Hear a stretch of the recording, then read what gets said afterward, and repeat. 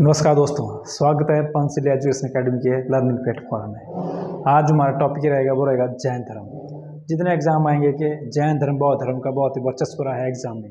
बौद्ध धर्म संस्थापक, जैन धर्म संस्थापक, जन्म मृत्यु पहला उपदेश अंतिम उपदेश सर्वाधिक उपदेश, ऐसे यहाँ से एग्जाम क्वेश्चन बनने के चांस बने रहते हैं। तो देख रहे हैं जो जैन धर्म में संस्थापक कौन थे और किसने इस धर्म को बहुत आगे जाकर बढ़ाया। वर्तमान समय हालांकि इसके बहुत कम है इसके मानने वाले, लेकिन जब जैन धर्म बना था, जो हिंदू धर्म में जो कुरीति आई थी उसके कारण ही दो धर्म शुरू हुए थे, जैन धर्म, बौद्ध धर्म। हालांकि सनातन धर्म क्या है, सबसे पुराना है। इसके बाद ही नए नए धर्म आना शुरू हुए। इसके बाद सिख आ जाएंगे, इस्लाम धर्म आ जाएगा, बहुत सारे धर्म, आजीविक संप्रदाय आ जाएगा, बहुत सारे धर्म का निर्माण शुरू हो जाएगा। लेकिन जो सबसे धर्म आया था इसमें आता जैन धर्म। क्वेश्चन ऐसे आता है कि जैन धर्म संस्थापक कौन थे। मैक्सिमम बच्चे सोचते हैं कि जैन धर्म महावीर स्वामी है, लेकिन इसके संस्थापक कोई और रह चुके हैं। तो देखते हैं इसके संस्थापक कौन थे और कितने इसके तीर्थंकर आए थे। अब शब्द आए यहाँ पर तीर्थंकर। जैसे हिंदू धर्म में जो गुरुओं को ऋषि महात्मा ऐसा नाम दिया जाता था, उसी अनुसार जैन धर्म में उनके गुरुओं को तीर्थंकर कहा जाता था। तो देखते हैं इसके तीर्थंकर कौन कौन थे। जैन धर्म, इसका जो इनके गुरुओं को कहा जाता था तीर्थंकर। तीर्थंकर मतलब जैसे हिंदू धर्म के गुरु वैसे उनको कहा जाता है गुरु, इनको कहा जाता है तीर्थंकर। इस धर्म के जितने भी अनुयायी आए उनको क्या नाम दिए गए, तीर्थंकर। तो प्रथम तीर्थंकर कौन थे, और पहले ऑप्शन एग्जाम में ये रहती है महावीर स्वामी। तो इसका आंसर आ जाएगा ऋषभदेव, जो कि जैन धर्म के प्रथम संस्थापक माने गए हैं। ऋषभदेव ये क्या थे, संस्थापक। किस धर्म के, जैन धर्म के पहले तीर्थंकर या प्रथम संस्थापक कौन थे, ये थे ऋषि ऋषभदेव। और यहाँ से क्वेश्चन है जो चिन्ह था, और जितने तीर्थंकर आए हैं जिस धर्म के, उनका अपना एक चिन्ह था। जैसे वर्तमान जो पार्टी होती, कांग्रेस, बीजेपी, मैक्सिमम आम आदमी पार्टी है, बसपा है, इनके कोई ना कोई चिन्ह है। वैसे चिन्ह होते इस वक्त भी। जो ऋषभदेव का चिन्ह क्या था, इनका चिन्ह था इनका चिन्ह था सांड। वह यहाँ से क्वेश्चन आता है कि किस देश में सांड का युद्ध का राष्ट्रीय खेल है, वो है स्पेन। जो स्पेन कंट्री है वहाँ का जो राष्ट्रीय खेल है वो सांड का युद्ध। लेकिन जो तीर्थंकर थे ऋषभदेव, उनका चिन्ह क्या था, सांड ही था। ये क्या थे, प्रथम तीर्थंकर जिन्होंने जैन धर्म को चलाया। लेकिन उन्होंने क्या कि इतना नहीं विकास कर पाए, क्योंकि सबसे पहले नए लोग जो जब कोई नए धर्म आता है तो मैक्सिमम लोग पहले उसको डाउट की नजर से देखते हैं कि ऐसा धर्म है, अच्छा है, बुरा है। तो सबसे शुरुआत तो भले ही इसमें हो गई थी, लेकिन सबसे कम लोग जुड़े थे इसमें। धीरे धीरे तीर्थंकर आते जाएंगे और ये धर्म बड़ा होता जाएगा। और महावीर स्वामी के आते आते समय तक क्या हो गया, ये जो धर्म है जैन धर्म बहुत ही विशाल रूप ले लेगा। तो देखते हैं इसके बाद ऐसे आते तो बहुत आते आते गए, लेकिन इंपॉर्टेंट आ जाए इसमें 23वें जैन धर्म के तीर्थंकर कौन थे। और तीर्थंकर मतलब समझ गए ना कि वो क्या होता है, हमारे यहाँ गुरु कहते हैं, ऋषि महात्मा ऐसे कहा जाता है, साधु कहा जाता है हमारे यहाँ हिंदू धर्म के अनुसार। लेकिन जैन धर्म के अनुसार उनके साधुओं को कहा जाता है तीर्थंकर। प्रथम आ जाएंगे ऋषभदेव, जो कि इस धर्म के संस्थापक थे। ऐसे एक दो करते करते करते बहुत सारे आ जाएंगे 23वें में। इन्होंने जो 23वें थे तीर्थंकर, इस धर्म को बहुत आगे बढ़ाया। अब नाम था इनका पार्श्वनाथ। इंपॉर्टेंट आ जाएंगे किस नंबर के, 23वें नाम आ जाए इनका पार्श्वनाथ। जब ये 23वें नंबर में इन्होंने धर्म को परिवर्तन लाना शुरू कर दिया। इन्होंने चतुरायन धर्म इन्होंने क्या किया, निर्माण किया कि उन 4 बातें बताई कि हमारा जैन धर्म अगर अपनाना है तो इन 4 बातों को आपको अपनाना ही पड़ेगा। 4 बातें कौन थी, सबसे पहले आ जाएगी इसमें झूठ नहीं बोलना। एक क्वेश्चन आ जाता है झूठ नहीं बोलना। जैसे एक क्वेश्चन आता है, बहुत फेमस क्वेश्चन है, संसार दुखों से भरा है, वैसे एक लाइन आ जाएगी किस धर्म से। तो वैसे यहाँ लाइन उठाई जाती है झूठ नहीं बोलना, किस धर्म से उस पहले इसका नामकरण किया था या किसने इसको बोला था, झूठ नहीं बोलना। दूसरा आ जाएगा चोरी नहीं करना।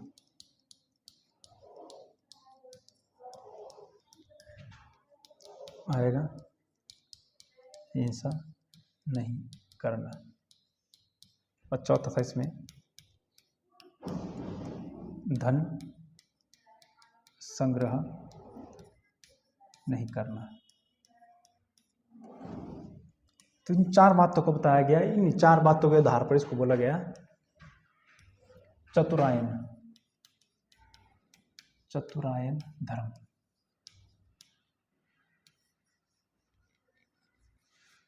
तो चतुरायन धर्म दिया है किसने? ना महावीर स्वामी ने दिया है, ना ऋषभदेव ने दिया है, ये दिया है पार्श्वनाथ ने। चतुरायन धर्म, झूठ नहीं बोलना, चोरी नहीं करना, हिंसा नहीं करना और धन संग्रह नहीं करना, मतलब अधिक पैसा इकट्ठा नहीं करना। तो किस धर्म की देन है? ये है जैन धर्म की। लेकिन ऋषि थे पार्श्वनाथ।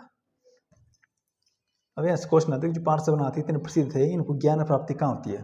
क्योंकि जितने भी गुरु थे, चाहे जैन चाहे बौद्ध की, इनको ज्ञान प्राप्ति होती होती, ये कहीं ना कहीं तपस्या करने बैठ जाते थे और कुछ समय बाद इनको अपने आप ज्ञान प्राप्ति हो जाती थी। तो जगह कौन थी? झारखंड का एक शिखर है, सम्मेद शिखर। सम्मेद शिखर ये कहाँ है? झारखंड में। इस पर्वत के नीचे बैठे थे पार्श्वनाथ और यहाँ से ज्ञान प्राप्ति हो गई। जब ज्ञान प्राप्ति हो जाती है तो इस शिखर का नाम भी चेंज हो जाता है, नाम आ जाता है इसमें पार्श्वनाथ चोटी। इसी का नाम है दूसरा पार्श्वनाथ चोटी, पार्श्वनाथ चोटी।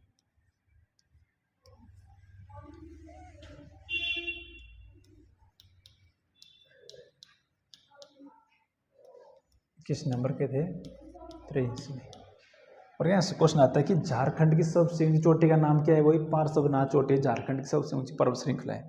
लेकिन इसका जो पहले नाम था वो था सम्मेद शिखर। चतुरायन धर्म किसने दिया? पार्श्वनाथ ने। लेकिन इसके बाद जो अगले तीर्थंकर आते हैं, अगले भी आते हैं और अंतिम में ही होते हैं, उनका नाम है महावीर स्वामी। तो क्वेश्चन आएगा यहाँ से, महावीर स्वामी किस नंबर के तीर्थंकर हुए? 23वें, पहले, दूसरे, चौथे या अंतिम? तो अंतिम कौन थे? ये थे महावीर स्वामी। अगले आते 24वें, इनका नाम होता है महावीर स्वामी। ये क्या थे? अंतिम थे ये। अब यहीं से होती है क्लास स्टार्ट। यहाँ से क्वेश्चन जो पहले करवाए थे, पहले तो यह था कि इसके संस्थापक कौन थे, 23वें कौन थे, चतुरायन धर्म किसने दिया, पंचायन धर्म किसने दिया। अगले रहते हैं महावीर स्वामी। इनका बचपन का नाम देखते हैं हम। बचपन का नाम था इनका वर्धमान।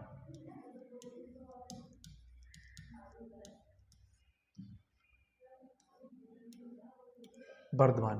इनके पिता सिद्धार्थ। और इनके वंश पूछा था कि किस वंश से थे? ये थे यात्री वंश से, यात्री वंश। इंपॉर्टेंट है वंश। जैसे महात्मा बुद्ध पूछ जाएगा तो आ जाएगी शाक्य वंश से। जब महात्मा बुद्ध कराएंगे तो डिटेल्स बता देंगे, लेकिन वंश इंपॉर्टेंट है, इसमें वंश भी। माता जाएगी इनकी, माता जाएगी इनकी त्रिशला।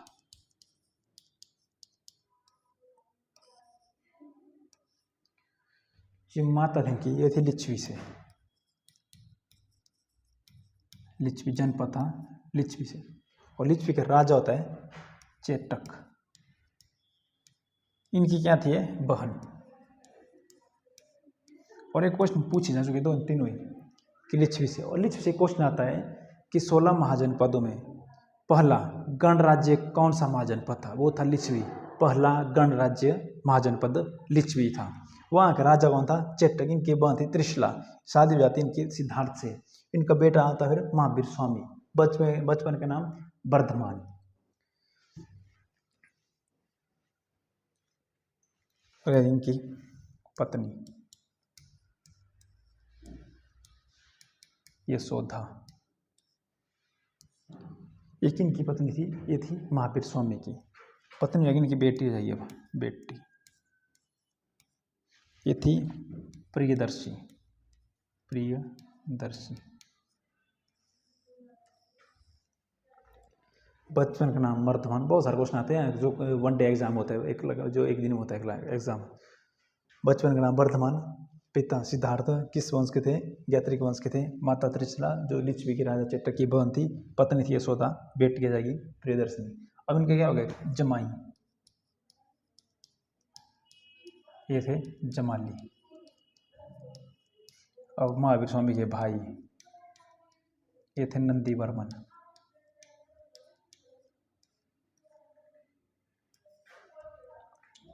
महावीर स्वामी जो कौन थे 24 तीर्थंकर, इन्होंने कौन सा धर्म बनाया था? इन्होंने जैन धर्म बनाया।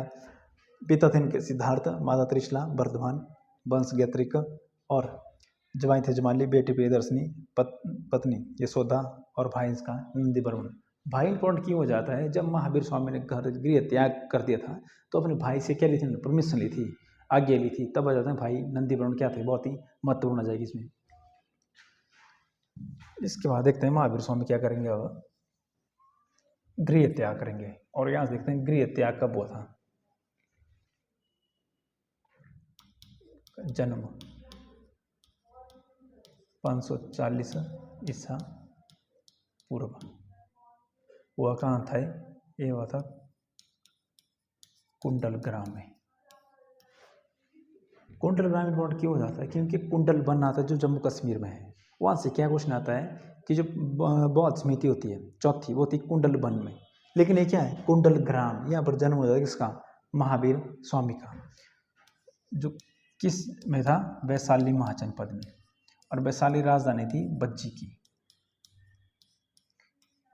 बज्जी होता है इसकी राजधानी थी वैशाली। वैशाली में एक गांव था कुंडल वन, वहाँ पर जन्म हो जाता है महावीर स्वामी का 540 ईसा पूर्व में। अब इनकी जन्म हो जाता है तो इनकी शादी करवा दी जाती है। शादी के बाद इनको थोड़ा सा संसार जानने की इच्छा होती है कि संसार क्या है। तो बाद में धीरे धीरे सोचते रहते बार बार, तो ये क्या करते हैं, घर ही त्याग देते हैं अपना, घर त्याग देते हैं। तो उस क्वेश्चन पूछ जाता है कि महावीर स्वामी ने गृह त्याग किस आयु में किया था? तो ये किया था इन्होंने 30 वर्ष की आयु में। 30 वर्ष में गृह त्याग। अब देखें ज्ञान प्राप्ति के लिए चल जाते हैं। किसके लिए? ज्ञान प्राप्ति के लिए। और लगभग इनको 12 साल लग जाते हैं ज्ञान प्राप्ति के लिए। 12 साल यानी कि 42 वर्ष की आयु में इनको क्या हो जाती है? ज्ञान प्राप्ति। 42 वर्ष की आयु में ज्ञान प्राप्ति जाती है। लेकिन वर्तमान समय में क्या है? 1 टेस्ट देते, 2 टेस्ट देते बच्चे, 3 टेस्ट देते हैं बच्चे, लेकिन उसके बाद क्या करते हैं? वो पढ़ाई छोड़ देते हैं। जबकि महावीर स्वामी ने देखो कितने साल लगे इनको, लगभग 12 साल लगी थी ज्ञान प्राप्ति के लिए। तो ये होता है एक जगह अगर टिके रहे हम या लगन से किस काम करते रहे तो भगवान क्या करते हैं? साथ देता है। लेकिन वर्तमान में क्या है? बच्चे क्या करते हैं? 1 टेस्ट दिया, 2 टेस्ट दिया, नहीं निकले तो लग जाता है अपनी मजदूरी करने। एक जब हम सफलता पहुंचने वाले होते हैं तब भगवान क्या करता है? हमारी परीक्षा लेता है। तो क्या करना चाहिए? हम अपने जो काम करें उसको लगन से कंप्लीट करना चाहिए। अब जब महावीर स्वामी लगभग 12 साल लगे थे उनको ज्ञान प्राप्ति करने के लिए, उसके बाद सक्सेस हुए। मतलब कंटिन्यू जो सफलता है वो क्या मांगती है? कंटिन्यू अभ्यास मांगती है, कंटिन्यू। वैसे नहीं 1 टेस्ट दिए, 2 टेस्ट दिए, 3 टेस्ट दिए, उसके बाद छोड़ पड़े कि हम क्या करेंगे?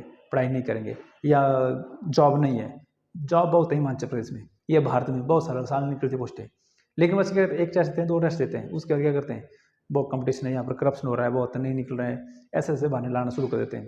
तो तो महावीर स्वामी भी कर सकते थे, तब इनका नाम महावीर स्वामी पड़ा, क्योंकि 12 साल कंटिन्यू एक ही जगह बैठे रहे तपस्या करने के लिए। आज लड़के 4-5 घंटे नहीं बैठते, जब ऑफलाइन क्लास होती है 2 दिन घंटे नहीं बैठ सकते बच्चे इधर, और ये 12 साल बैठे रहे पेड़ के नीचे, सोचो साल वृक्ष के नीचे। अब आजकल बच्चे की कितनी फैसिलिटी है बच्चों के पास है, लाइट है, पंखे, सब कुछ, कूलर, हीटर, सब कुछ है, उसके बाद भी पढ़ाई में क्या बच्चों कम ही मन लगता है। तो महावीर स्वामी देखो 12 साल तक बाद क्या मिले उनको? ज्ञान प्राप्ति हुई। इस शॉर्टकट नहीं हो सकती ज्ञान प्राप्ति की, क्योंकि जो सफलता है वो क्या मांगती है? कंटिन्यू अभ्यास मांगती है। वो जो महावीर स्वामी थे, गृह त्याग घटना 30 वर्ष की आयु में, तो ज्ञान प्राप्ति 42 वर्ष की आयु में। अब देखते हैं ज्ञान प्राप्ति हुई कहाँ थी? जो गांव था जहाँ पर ज्ञान प्राप्ति वो था जाम्बिक। जैन को ज्ञान प्राप्ति के लिए जो गांव, जिस गांव बैठते थे, जाम्बिक गांव। और आ जाएगा वृक्ष आ जाएगा इसमें, साल का वृक्ष। और आ जाएगी नदी आएगी रिजू पालिका। इस नदी के किनारे बैठे थे, पेड़ था, साल का, गांव था जाम्बिक ग्राम। यहाँ पर महात्मा महावीर स्वामी को थी ज्ञान प्राप्ति हो गई थी। लगभग 12 साल, सोचो 12 साल तक बैठ रहे ज्ञान प्राप्ति के लिए। जब उनको ज्ञान प्राप्ति हो गई फिर लगे उपदेश देने, और इतने उपदेश दिए कि महान व्यक्तियों में नाम गिने जाते हैं इनका। जिनसे यह जैन धर्म का नाम यहाँ से बोला जाता है कि वास्तविक संस्थापक महावीर स्वामी को माना जाता है। बचपन का नाम इनका वर्धमानी था। जब इनको ज्ञान प्राप्ति होगी तब इनको बोला गया महावीर स्वामी। और ज्ञान प्राप्ति के बाद एक और नाम दिया गया इनको जिन्स। तो क्वेश्चन आता है जिन्स शब्द किस धर्म से संबंधित है? बौद्ध, जैन, ईसाई, कुछ ऐसा जाएंगे तो आएगा जैन धर्म से। कौन सा शब्द? जिन्स। जब इनको ज्ञान प्राप्ति होगी तो इनको क्या कहा गया? जिन्स। इतना इंपॉर्टेंट आ जाएगा इसमें जिन्स शब्द भी, ज्ञान प्राप्ति हो गई। अब यहाँ से क्वेश्चन है कि पहला उपदेश इन्होंने कहाँ दिया था? महावीर स्वामी ने पहला उपदेश कहाँ दिया था?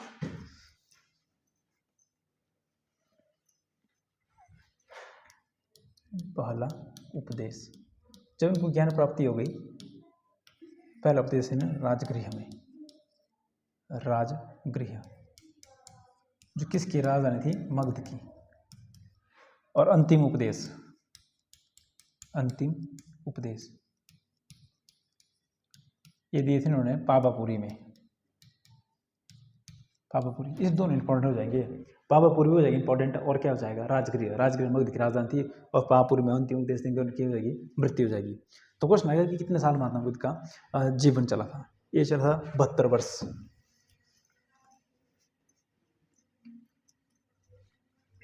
जन्म कब हुआ था इनका? जन्म ये होता 540 ईसा पूर्व।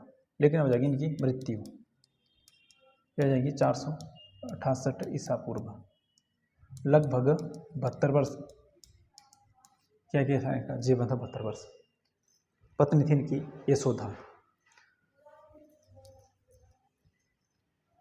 इन्होंने क्या दिया? एक धर्म दिया था पंचायन धर्म। क्योंकि चतुरायन किसने दिया था? पार्श्वनाथ ने। अगला जाएगा पंचायन। पंचायन धर्म 4 तो वही थे, इन्होंने एक को जोड़ दिया गया, वो जोड़ गया ब्रह्मचर्य। तो ब्रह्मचर्य को जोड़कर कौन सा आ गया है? पंचायन धर्म। 4 तो ऑलरेडी दिए थे पार्श्वनाथ ने। इसके बाद इन्होंने क्या दिया? बहुत सारे उपदेश दिए। इनके उपदेशों को एक पुस्तक में लिखा गया है। वो पुस्तक कौन आ जाएगी? 14 पूर्वा। 14 पूर्वा। क्वेश्चन आएगा आपको 14 पूर्वा नामक पुस्तक किस धर्म से संबंधित है? जैन धर्म से। और इसी में क्या दिया गया है? महावीर स्वामी के उपदेशों को लिखा गया है इसमें, कि जितने उपदेश दिए हैं महावीर स्वामी ने किस जोड़ा गया है? 14 पूर्वा नामक पुस्तक में।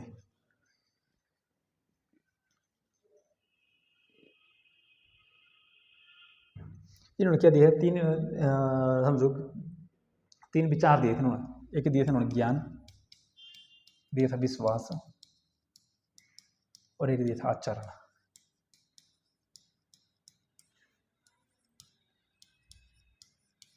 ये क्या थे? जैसे महात्मा बुद्ध ने दिए त्रिरत्न, तो वैसे त्रिरत्न इस धर्म के भी, इनका नाम था ज्ञान, विश्वास, आचरण।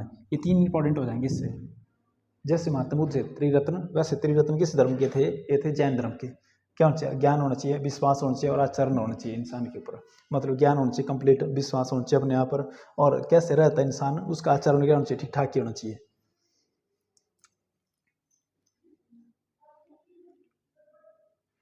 जब महात्मा बुद्ध की मृत्यु हो जाती है तो उसके बाद जैन धर्म इसके 2 अनुयायी होते हैं महावीर स्वामी के। 2 अनुयायी कौन कौन होंगे? एक आ जाएगा स्थूलबाहु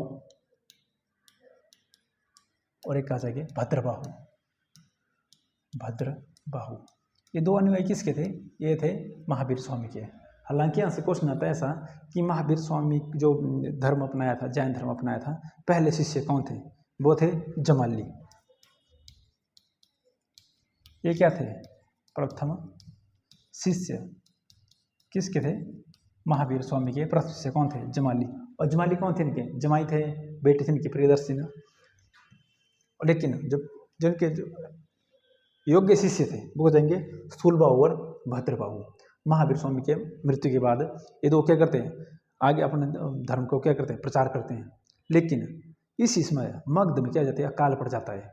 और इस वक्त मगध का राजा होता है चंद्रगुप्त मौर्य।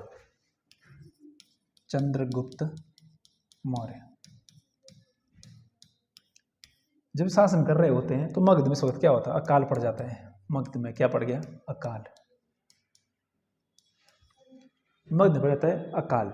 तो चंद्रगुप्त मौर्य भद्रभाव के साथ मिलकर कहाँ चले जाते हैं, दक्षिण भारत में, क्योंकि उत्तर भारत में क्या पड़ा था, काल पड़ा था, और उत्तर भारत में कौन रह जाते हैं, स्थूलभाव और उसके अनुयायी। भद्रभाव के साथ चले जाते हैं दक्षिण भारत में।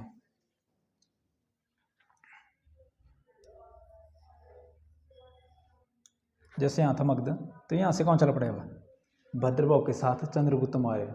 लेकिन यहीं पर हो जाती है चंद्रगुप्त मौर्य की मृत्यु, कर्नाटक में। जगह यहाँ पर श्रवणबेलगोला, श्रवणबेलगोला,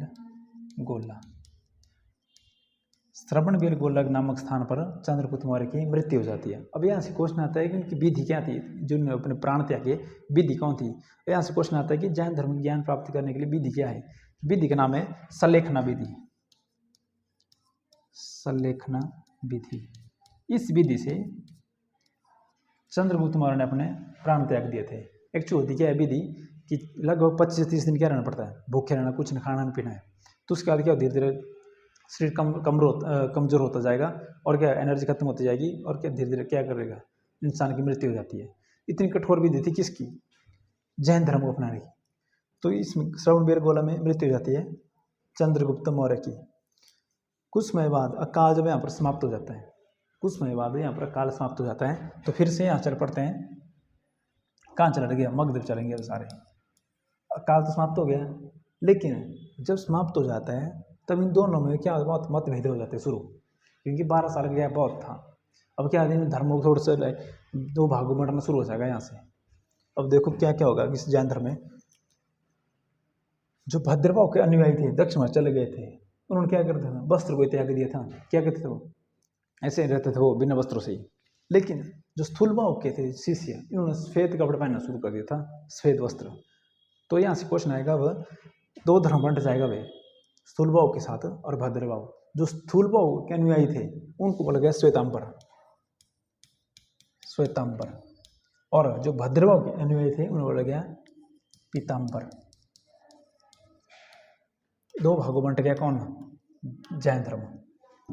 पहले क्या है, एक ही था, इसके बाद क्या हो गया, दो भागों बंट गया कौन धर्म, जैन धर्म। श्वेतांबर पीतांबर। श्वेतांबर मतलब कैसे कपड़े पहनते थे, श्वेत वस्त्र, और एक कपड़े पहनते नहीं थे। तो दो भागों बंट गया ये धर्म। इसके बाद बौद्ध, इसमें क्या होती है, जैन समिति होती दो, क्योंकि अलग अलग भागों के अपना काम कर रहे थे। लेकिन क्या होती बौद्ध जैन समितियाँ। तो जैन समितियाँ हुई दो हमारी है, ये जैन संगीति टोटल हुई है दो। पहली हुई है पाटलिपुत्र में, पाटलिपुत्र जो कहाँ है, मगध में। ये होती है 300 ईस्वी पूर्व। और करते कौन इसको करते हैं स्थूलबाहु, स्थूलबाहु। और दूसरी होगी लगभग 900 साल बाद। और सोचो इतने साल बाद दूसरी हो रही है, तो मतलब धर्म के क्या थोड़ा सा कम प्रचार हो गए थे इसका। इसका मतलब समाज में क्या था, बहुत ही कम लोग मानने लगे थे इसको, क्योंकि इसकी विधि इतनी कठोर थी, सलेखना विधि इतनी कठोर थी। दिगंबर तो वस्त्र नहीं पहनते थे, तो महिलाओं के लिए तो वैसे भी मुश्किल हो जाए धर्म को अपनाने के लिए। दूसरी होगी 600 ईस्वी में। एक्यूरेट इसमें 512 बताया गया किस किस बुक्स में, 512, लेकिन 600 ईस्वी में कौन होती है दूसरी, ये होती है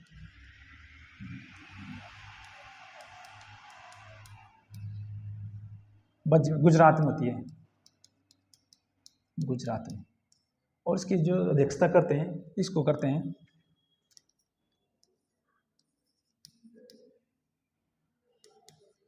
क्षमा श्रवण देवाधि क्षमा श्रवण। दूसरी करते हैं, वो भी दो ही है। उसके बाद जैन धर्म धीरे धीरे क्या होता है, समाप्त होना शुरू हो जाता है।